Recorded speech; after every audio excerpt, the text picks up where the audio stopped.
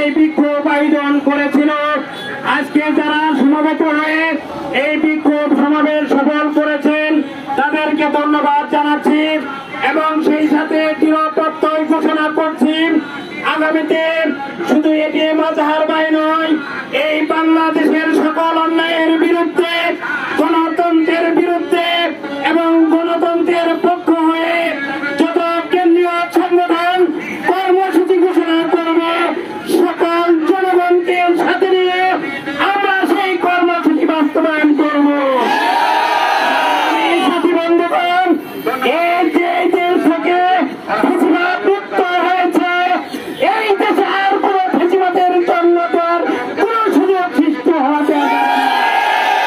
আমরা দৃঢ় প্রত্যয়ের সাথে ঘোষণা করছি এই সরকারের প্রতি যে অতি শীঘ্রই এটিএম আজহার ভাইয়ের মুক্তির ব্যবস্থা করুন, নতুবা এই দেশের যদি কোন কর্মসূচির কারণে অন্যায় কিছু হয়, বিশৃঙ্খলা যদি কিছু হয়, এর জন্য আপনারাই দায়ী থাকবে।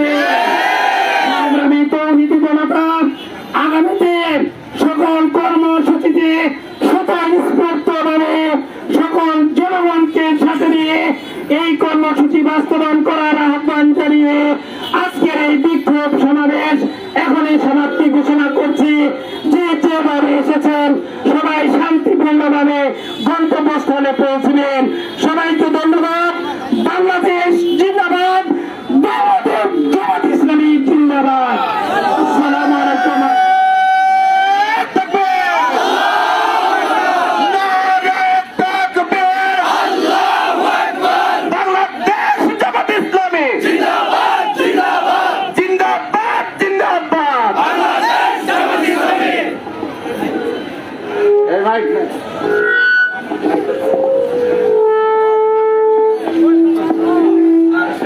শ্রীমতি থেকে যারা আসছেন, গাড়ি পশ্চিম পাশে আছে, সকলেই পশ্চিম পাশে আসবেন।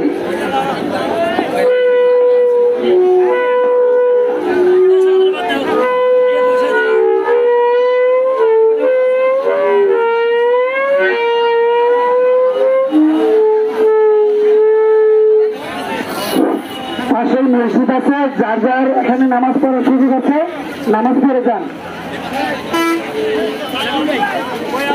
মোবাইল